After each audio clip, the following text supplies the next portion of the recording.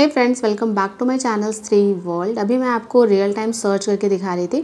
सुबह के 4:25 हुए हैं और अभी ना मैं पढ़ना शुरू कर दूंगी। तो सबसे पहले आज का जो फर्स्ट सब्जेक्ट है मेरा वो है पॉलिटी, और पॉलिटी में ऑफिसर्स एकेडमी के नोट से पढ़ रही हूँ। लास्ट वीडियो में आपने देखा होगा कि पॉलिटी जब मैंने लर्न किया था तो फिर मैंने अपने हस्बैंड को जब सुनाया तो उतना मुझे कॉन्फिडेंस नहीं था कि मुझे सारा कुछ लर्न है। तो इसीलिए ना अभी रिवाइज़ करूँगी, क्योंकि मेरा थॉट ये है कि आगे बढ़ने से ज़्यादा इम्पॉर्टेंट है कि पीछे वाली चीज़ को रिवाइज़ करते जाना। क्योंकि आप आगे पूरा 7,000 क्वेश्चन लर्न कर लीजिए, लेकिन अगर आपको याद कुछ नहीं है ना, रिकॉल आप एक भी क्वेश्चन नहीं कर पा रहे हैं, तो कोई फ़ायदा नहीं है 7,000 क्वेश्चन लर्न करने का। इसका मतलब यही होगा कि आपका टाइम भी वेस्ट हुआ 7,000 क्वेश्चन लर्न करने में, और साथ ही साथ आपने कुछ गेन भी नहीं किया। तो इसीलिए मेरा तो यही मेथड है कि मैं रिविज़न कर करके पढ़ती हूँ। भले ही एक आध टॉपिक छूट जाए, बट जितना भी मैंने पढ़ा है वो मुझे अच्छे से लर्न रहे, तभी मुझे कॉन्फिडेंस आता है। और जहाँ तक बात है ऑफिसर्स एकेडमी के नोट्स की, तो इससे ना मैंने एंशिएंट हिस्ट्री और मिडाइवल हिस्ट्री, इन 2 टॉपिक के जितने भी क्वेश्चंस थे सबको बहुत अच्छे से लर्न किया है। अब 3rd नंबर में मैं पॉलिटी कर रही हूँ। पॉलिटी कंप्लीट होने के बाद देखूँगी कि नेक्स्ट सब्जेक्ट क्या करना है। वैसे मेरा नेक्स्ट सब्जेक्ट का टारगेट ये है कि मैं नेक्स्ट सब्जेक्ट साइंस करूँगी, क्योंकि आपने देखा होगा कि मैं साइंस बिल्कुल भी नहीं पढ़ती हूँ। वो इसलिए भी क्योंकि मेरा बैकग्राउंड साइंस है, बट कुछ क्वेश्चंस अगर मैं साइंस के लर्न कर लूँ इस नोट से तो मुझे लगता है कि मेरे लिए बेनिफिशियल होगा। तो फर्स्ट स्टडी स्लॉट कंप्लीट करने के बाद मैं यहाँ आ गई थी बाहर। तो देखिए बाहर आज बहुत ज़्यादा बारिश हो रही है, और पहली बार ना बिहार में मैंने रांची वाला मौसम देखा है। अदरवाइज़ हमेशा तो यहाँ पर गर्मी ही पड़ती रहती है। इसके बाद मैं आ गई थी किचन में, किचन का काम करने के लिए। और आप सब ना हमेशा मेरे से पूछते रहते हैं कि दी आज की व्लॉग कब आएगी। तो एक्चुअली एग्ज़ाम की वजह से मैं हर दिन व्लॉग नहीं अपलोड कर पाती, बट हाँ, मैं जिस दिन भी व्लॉग अपलोड नहीं करती कुछ ऐसा मोटिवेशनल आपके लिए ज़रूर अपलोड कर देती हूँ, ताकि मेरे साथ आपका कनेक्शन जो है वो बना रहे। अभी ना हमारा एग्ज़ाम बहुत नज़दीक है, जैसे अभी केवल हमारे एग्ज़ाम में 15 डेज़ का टाइम बचा है। तो मैं आपको यही कहूँगी कि आप हमें अपनी एनर्जीज़ को ना सेव करके रखिए। अपने एनर्जीज़ को इधर उधर मत लगाइए, जहाँ ज़रूरी है वहीं पर लगाइए। जैसे अगर कोई लड़की है या हाउसवाइफ है तो उसको घर का काम तो करना ही होता है। तो एक जगह तो हमारी एनर्जी इधर लग रही है कि हमें घर का काम करना है, दूसरा हमें पढ़ाई करना है। तो ये 2 जगह हमारी एनर्जीज़ अच्छे से यूटिलाइज़ होनी चाहिए। इसके अलावा अगर आपको कोई नेगेटिव बोल देता है या फिर कुछ बुरा कह देता है तो उससे लड़ने में अपनी एनर्जी को वेस्ट मत कीजिए, उसको जवाब देने में अपनी एनर्जी को वेस्ट मत कीजिए।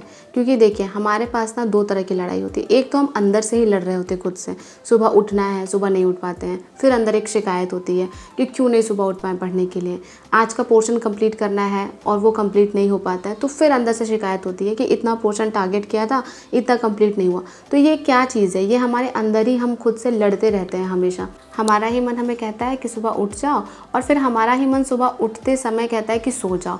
तो फिर जब ये दोनों चीज़ें एकदम ऑपोजिट हो जाती हैं और जब बाद में हम सो कर उठते हैं तो फिर अंदर से क्या होता है, बहुत ज़्यादा हमें गुस्सा आता है, अपने ऊपर फ्रस्ट्रेशन होता है। तो अगर आपको किसी लड़ाई को जीतनी है ना, तो अपने अंदर वाली लड़ाई को जीतिए।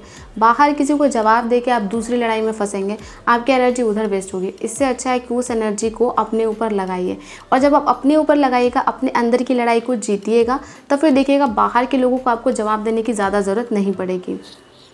हम इंसान हैं, हमारे पास लिमिटेड एनर्जी है, तो हमें ना अपने बैटल्स खुद चूज़ करने होंगे। कभी कभी कहीं कहीं पे ना शांत रहना ज़्यादा अच्छा होता है, क्योंकि आपको पता है कि सामने वाले इंसान से अगर आप उसको जवाब भी देंगे तो भी वो आपके बारे में गलत ही सोचेगा, जवाब नहीं देंगे तो भी गलत ही सोचेगा। तो जवाब नहीं देके अपनी एनर्जी को सेव कर लीजिए और अपने अंदर से अपने मन को जीतने की कोशिश कीजिए। और जो अपने अंदर की लड़ाई जीत लेता है ना, मैं आपको सच बता रही हूँ, वो पूरी दुनिया जीत सकता है। दुनिया आपके डाउनफॉल के लिए तैयार बैठी है, आप तैयारी कर रहे हैं, बस इतना ही काफ़ी है उनको आपके बारे में गलत सलत बोलने के लिए। आप नहीं रिजल्ट देंगे तब फिर और वो बोलेंगे, क्योंकि अब जो उनका परसेप्शन था वो सच हो जाएगा। तो इसीलिए दुनिया हमेशा आपको चाहती है कि आप गिर जाएं किसी भी तरह से, बट आपको ये होने नहीं देना है।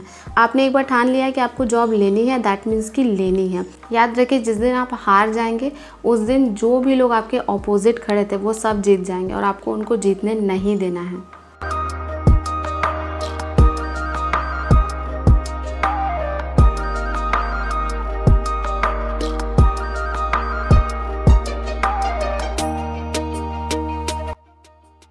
हे गाइस, सुबह के 9:30 बज गए हैं और अब मैं अपनी पढ़ाई का सेकंड स्लॉट शुरू करने जा रही हूँ।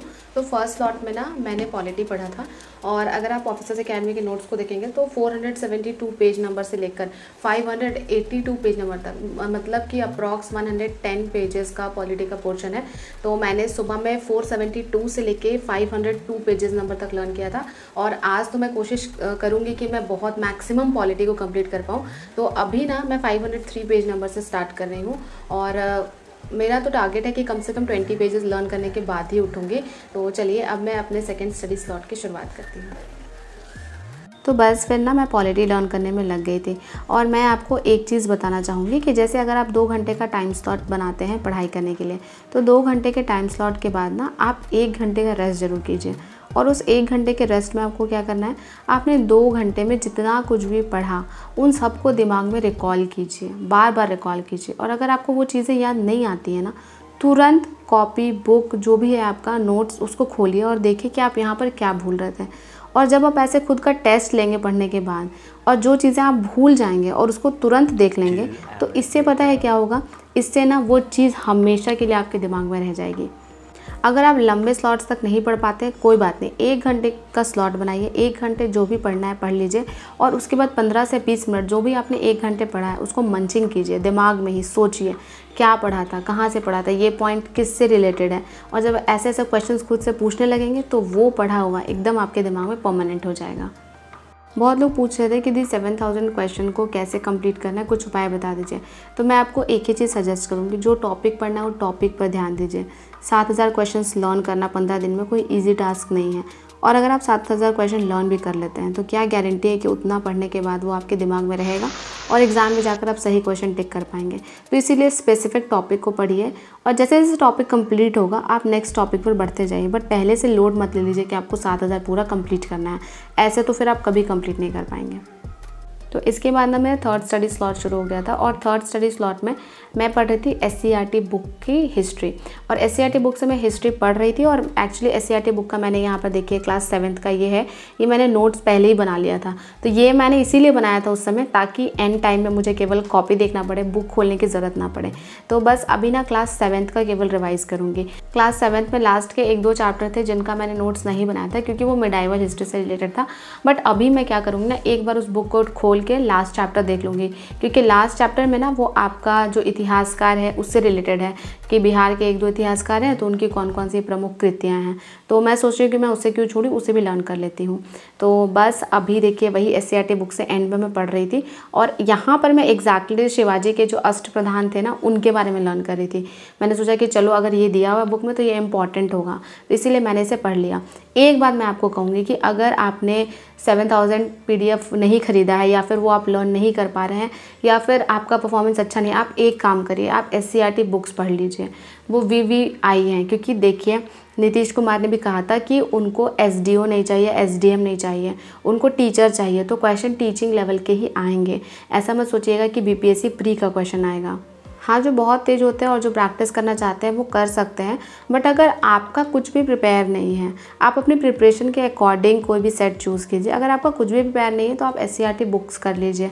और SCERT बुक्स ईजी हैं, आपको करने में बहुत टाइम नहीं लगेगा। एक दिन में आप एक क्लास की बुक कंप्लीट कर सकते हैं। कम से कम क्लास 6 से लेकर 8 तक कर लीजिए। 9-10 नहीं हो पा रहा छोड़ दीजिए, इतना भी कर लेंगे ना तो एक आपका पकड़ बन जाएगा। इसके बाद मैं आ गई थी किचन में बर्तन ये सब धोने के लिए और अभी ना मैं अपने लिए चाय बनाऊंगी, क्योंकि चाय is like a stress buster for me. मतलब मैं चाय पी लेती हूँ तो मुझे लगता है कि मेरी थकान जो है वो दूर हो गई है।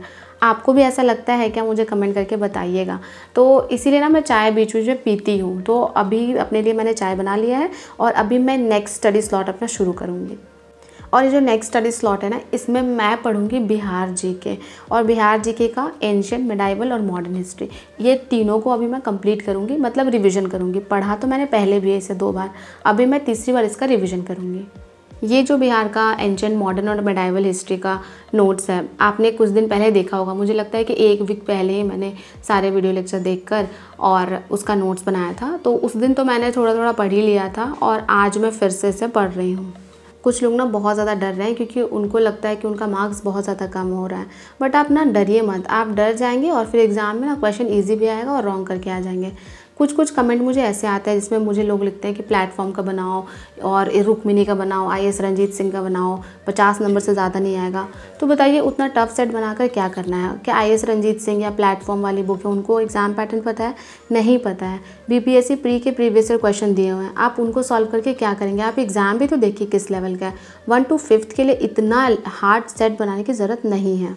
हे गाइस, तो फाइनली मैंने बिहार हिस्ट्री कंप्लीट किया, जिसमें मैंने एंशिएंट कंप्लीट किया, मिडाइवल कंप्लीट किया और मॉडर्न भी। बट मॉडर्न का ना कुछ पोर्शन बचा हुआ है, क्योंकि मॉडर्न में बहुत सारे नेम्स आपको याद करने पड़ेंगे। अगर आपने भी बिहार की मॉडर्न हिस्ट्री पढ़ी है तो आपको ये आइडिया होगा कि जैसे अगर हम बिहार में होम रूल लीग पढ़ रहे हैं, या और दूसरा टॉपिक है कि बिहार में प्रांतीय कांग्रेस, तो उसमें जो अध्यक्ष है, उपाध्यक्ष, सचिव है वो अलग है, होम रूल लीग में अलग है, और बहुत सारे नेम्स दोनों में कॉमन होते हैं। इस वजह से बहुत ज़्यादा कन्फ्यूजन हो जाता है। तो बहुत सारे नेम्स मुझे बहुत ज़्यादा मेहनत करके लर्न करने पड़े।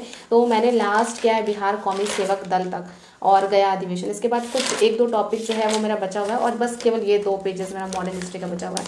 तो इसे ना कल मैं सुबह में लर्न करूँगी, क्योंकि ना इतना ज़्यादा लर्न करने के बाद मतलब मेरा गला भी थोड़ा दर्द कर रहा है, और अब बिल्कुल भी हिम्मत नहीं हो रहा कि मैं कुछ लर्न करूँ। तो बस अब लास्ट में, आज तो मैंने रात में खाना वगैरह बनाया नहीं है, क्योंकि आज का जो मेरा टारगेट था वो मेरा कंप्लीट ही नहीं हो पाया था। अगर मेरा टारगेट कंप्लीट हो जाता है तो मैं आराम से शाम का काम जो है वो कर देती हूँ, बट आज का टारगेट कंप्लीट नहीं हो पाया था। तो मेरा फर्स्ट ये था कि मुझे टारगेट अपना कंप्लीट करना है। तो अब मैं एक सेट बनाऊंगी एंड में, और क्योंकि अभी रात के 8 बज रहे हैं, 8:15 हो रहे हैं लगभग, तो एक सेट भी मार लेती हूँ। अभी तो टाइम है मेरे पास थोड़ा। इसके बाद ना मैं सेट सॉल्व करने आ गई थी, और एक्चुअली मेरा सेट सॉल्व करने का बिल्कुल भी मन नहीं कर रहा था। तो फिर मैंने सोचा कि चलो बना लेते हैं, क्योंकि जब हम सेट बनाते हैं ना तो बहुत ज़्यादा मेहनत करने की ज़रूरत नहीं होती, क्योंकि GK के क्वेश्चन आपको पढ़ने हैं और बस उनको टिक करना है। हाँ, मैथ्स और रीजनिंग में आपको थोड़ा सॉल्व करना पड़ेगा, बट मैंने सोचा कि टाइम को यूज़ कर लेते हैं। तो फिर मैं सेट सॉल्व करने लग गई थी, और मैं आपको बता रही हूँ कि अभी भी ना मेरे सेट में मतलब 70 से 80 के बीच में ही मार्क्स आ रहे हैं।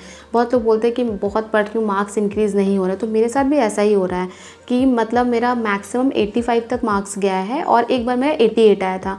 इससे ज़्यादा मैं नहीं ला पाई हूँ, मीन्स कि हाईएस्ट मेरा 88 है। तो मैं चाह रही थी कि कम से कम 90+ मार्क्स आ जाए, बट वो नहीं हो रहा है। तो उसके लिए अब मैं बहुत ज़्यादा बॉदर नहीं करूँगी, क्योंकि मुझे पता है कि जब एग्ज़ाम होगा तो उसमें मेरा परफॉर्मेंस अच्छा ही रहेगा। हमें सेट सॉल्व करना है, बट अगर मार्क्स कम आए तो उसकी जगह पागल नहीं हो जाना, हमें डीमोटिवेट खुद को नहीं कर लेना है। बहुत बार एग्जाम में ऐसा होता है कि क्वेश्चन इजी आ जाते हैं, तो जो लोग टफ सेट सॉल्व कर रहे होते हैं और जो लोग इजी सॉल्व कर रहे होते हैं, दोनों के नंबर पता है क्या होता है, सेम आ जाते हैं। तो इसीलिए बहुत ज़्यादा डीमोटिवेट होने की ज़रूरत नहीं है, किसी को एग्ज़ाम पैटर्न नहीं पता है। क्योंकि देखिए, आपकी चाहे कितनी भी ख़राब तैयारी क्यों ना हो, एग्ज़ाम तो आप देने जाएंगे ही, तो उससे पहले खुद को इतना डीमोटिवेट क्यों कर लेना है, इतना कॉन्फिडेंस कम क्यों कर लेना है कि एग्ज़ाम देने जाएंगे बट इजी क्वेश्चन भी आएगा तो अच्छा परफॉर्म नहीं करेंगे, टफ क्वेश्चन आएगा तो भी अच्छा परफॉर्म नहीं करेंगे। तो इन सब चीज़ों से बचिए थोड़ा।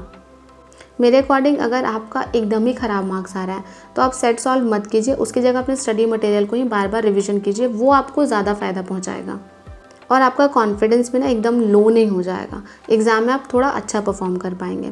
तो बस आज की व्लॉग को मैं यहीं पर एंड करती हूँ। अगर आपको ये वीडियो अच्छी लगी हो तो लाइक कर दीजिए, चैनल पर नए हैं तो सब्सक्राइब कर दीजिए। इसी तरह के वीडियोस के साथ आपसे मिलती रहूँगी, आपकी लाइफ में पॉजिटिविटी ऐड करती रहूँगी। मिलते हैं नेक्स्ट वीडियो में, तब तक के लिए अपना ध्यान रखना।